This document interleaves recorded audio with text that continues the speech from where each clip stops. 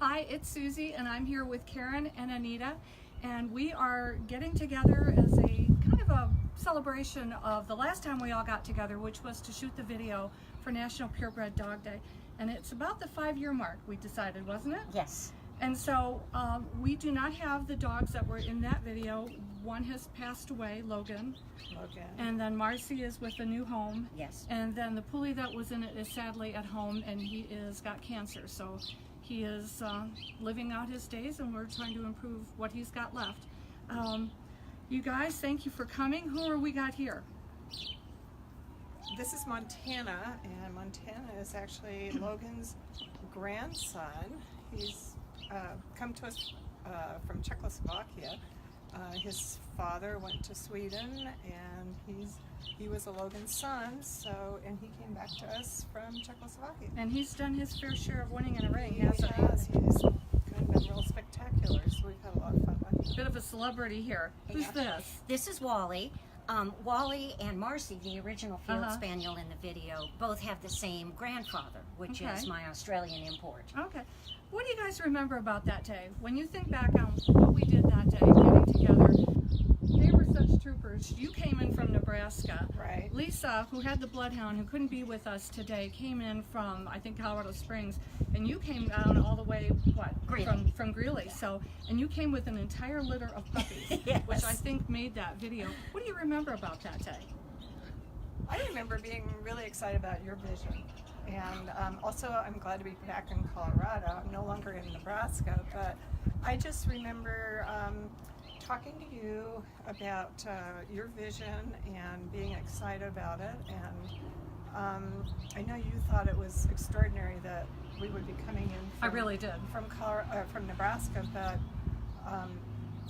wild horses couldn't have kept me away, literally. And yet we didn't know. We didn't know if it had legs. We just didn't know. And No, that's why I but- so appreciated it, because it was such a gamble. But I wouldn't have not come. I was totally excited, was totally on board with the with Susie's vision and enthusiasm, and was absolutely thrilled. And I did not pay her to say that. No, but I was absolutely thrilled to be part of it. Oh, I couldn't be more grateful that you came. Anita, what do you remember about that day? Oh, it was fun. It was fun. It was not difficult to do at all, even though I had a whole litter of puppy. There were enough people there that helped, and it was great. Yeah, it was, well, they were great. Do you feel like anybody recognized your dogs after that? Did they see the video and go, "Was that you?" A few people did, yes. Yeah. How about you? I would say the same. You know, I've shared it many, many, many times since. The Sky people, of course, love it. And occasionally, yes. I would say occasionally people will come up to me and recognize the Skies. And I think it's been really good for our breed because it's such a rare breed. And I have to say, too, there was a little bit of an uptick in our registrations. Really? Yeah.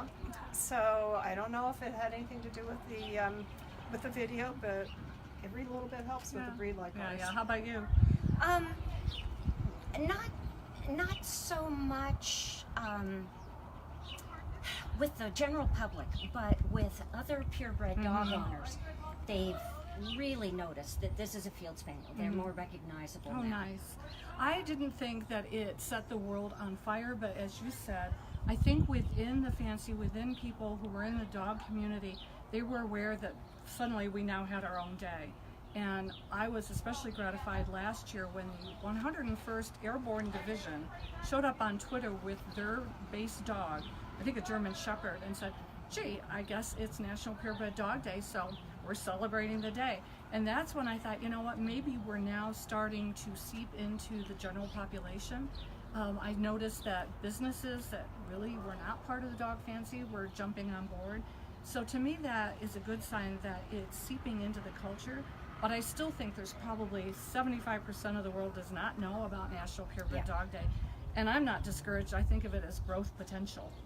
But what do you think? Have we made inroads 5 years out, not just within the fancy, but in looking at the whole animal rights, adopt, don't shop, the hostility towards breeders? Where do you think we are 5 years from when we started? Do you think things are better? Do you think they're the same? I I don't know that things have improved with the Yeah. general public and the shop, Yeah. and it's It's discouraging. I would agree. I have huge concerns about the adopt-don't shop, and I think where we need to go is to really reach the public. I think that needs to be a goal. And I think the dog fancies in its breeders, its exhibitors, I think we've done a poor job of taking back the conversation and making a case for our dogs. I think We've one of the been things that silent. you've done that I think is wonderful, and I'm trying to figure out how to make this more of a general thing, but you carry cards with you, and you have even 5 years ago, where if anybody stopped you and said, "What is that?" you would whip out a card and say, "You've just met a Skye Terrier." I think that's That is a good. fabulous idea. All Skye people are armed with those cards too. I can go get one. Oh, that's all right. But maybe I seriously. will share it on Facebook at Yeah. another time because I think it's a really good idea. It And is. people always ask me, what can we do on May 1st? Until I get the resources to organize a boots on the ground celebration, until then what we have is social media and we have our dogs. And my number one thing is get out in the public on May 1st with your dog and be seen. Most people have never seen either one of these dogs. Right. I know they haven't seen a Pulley, but even a Beagle, we take it for granted because we go to dog shows, we see these dogs all the time, but even a Borzoi or a Collie, or people will stop and say, "I haven't seen one of those in years," or "I grew up with one of those." Get out on that day and be seen with your dog. Go to PetSmart, not necessarily the most friendly of environments, but that's the place where you start making that conversation happen. Walk down the street, go to a pet-friendly pub, go to a pet-friendly shopping center if they're around. What else do you think we can do to improve things? You know, I was thinking, since I knew we were getting together, my brain has been in gear, which is a scary thing sometimes. I got to thinking about what we used to do, and I've been in Skies for over 50 years now. Well, but and you're still president of the Skye Terrier Club of America. I aren't am, you? Yeah. and the regional club too, but we used to do a lot of Meet the Breeds, which was a good outreach to the public, and I don't think we're doing enough outreach We're to the not. public these days. And I think we need to figure out how to, again, take back the conversation and talk about the accolades of a purebred dog, of what a responsible breeder has to share with the public. As a, and nothing against a rescue. I mean, we Well, rescue our own dogs. I was just going to ask you, And- have you owned a rescue? Oh yes. Yeah. Have you? I have rescued And I have as well. boatloads of Skye Have you ever Terriers. owned a mixed breed? Even as a kid? I Because have. I did. I have rescued dogs over Yeah. the years. We So- used to live on acreage, and they found us, and so National we kept Purebred them. Dog Day is not a line in the sand that says it must be a purebred dog or nothing. It's simply to level the playing field and have an open dialogue about what you should do before you get any kind of a dog, whether it's a mixed breed or a shelter dog or a rescue dog, whatever. Do your homework. Some people need the predictability of a purebred dog, but not everybody does, and a shelter dog or a mixed breed is fine for them. We just care that you do your homework and do right by the dog. But do not vilify the people who choose to have a purebred dog Right. because they need the predictability. Maybe they're having a baby and they want to know that the family dog, what kind of a temperament it's going to have, what kind of size it's going to be. Maybe they're getting a dog from mom and dad who are retiring and they want a dog that they can manage when they're more frail. So there is a place for purebred dogs. There's room for everybody. But I don't, like you said, I don't like that we are being vilified because we choose to have a purebred dog. Well, the other thing that I think is problematic is the person out there that's looking for a dog. If a lot of times they may have a purebred in mind, but they're getting vilified by their friends, by their family, because they want a purebred dog and they're getting thrown in their face that they should adopt. Yeah. And that's a problem. So I really think we need to get the message out. We need to work harder. I think that some of the breed clubs, some of the all breed clubs need to think about doing maybe more Meet the Breeds, more outreach to talk about the good things that we do. Mhm. You know, Well, we were rescuing long before it became what it is now. We did it without funding and fanfare. but it's not only rescue. I think we need to talk about the benefits of the health testing that responsible breeders do, the socialization, all of the things that a person would get when they get a responsibly bred dog. They inherit a community of that breed. This was the breed Greyfriars Bobby. Right. There is history there. There is history behind this dog.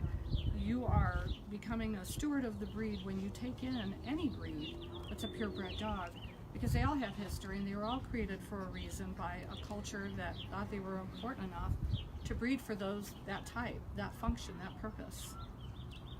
How about you? Are you still involved with the Kennel Club? Oh, yes. Yeah. And what is that Kennel Club doing? Do you think that is a good thing? It's Buckhorn Valley Kennel Club, and we've tried Meet the Breeds.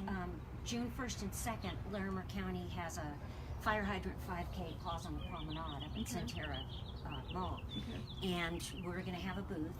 We've tried doing the Meet the Breeds, and unfortunately, most of the public that comes through has rescues or mixed breeds, and they just don't care that we're a kennel club and that we offer all these activities, herding, tracking, that anybody can do, but they're single-minded. So how do you think we overcome that? I honestly don't know. I honestly don't know. Well, it looks like our work is still cut out for us. Yeah. That's the problem. It's become so narrow-minded and so single-minded that it's getting people to listen, to understand.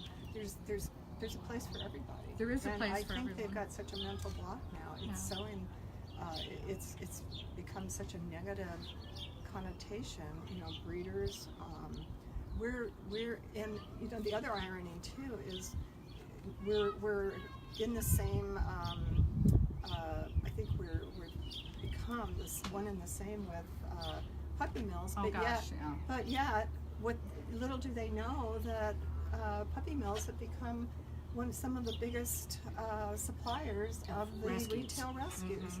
And to sit there and try and have that conversation with an adopt a shop mentality is just, it's almost impossible, but it needs to be had.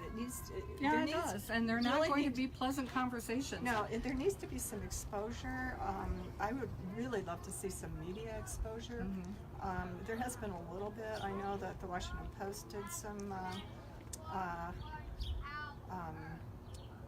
research, and they've had some articles. I've been sharing a lot of that on Facebook every chance I get, but you still have to get people to read those articles. Right. Because if they see it coming from me, they just think it's my viewpoint.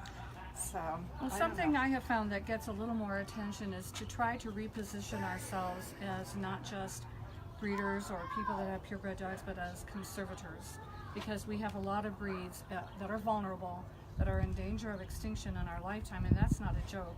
There are maybe 600 to 800 otter hounds in the world. What are the breed numbers for these two breeds? They're low, aren't they? They're low. They're still considered rare. Field spaniels are. So that's frightening to me. The thought of losing these two breeds is just not okay with me, and that was one of the reasons the National Purebred Dog Day was created, was to save these remarkable dogs and the history and the heritage that comes with them. And I think that one way we do it is to repurpose our function as breeders to being conservators. We are conserving, just like they preserve the panda bears, we are preserving these breeds so that future generations don't have to find out what a field spaniel or a Skye Terrier look like just from a book. They can meet one. Well, I sure appreciate you both coming by. It was fun to see you again. We miss Lisa with her bloodhound, but everyone, the Facebook video that we were talking about is on National Purebred Dog Day's Facebook page. It'll be shared again. This will show up on YouTube. And again, thank you for listening, thank you for coming, and we forge ahead. Bye-bye. It's a fun reunion. Yeah.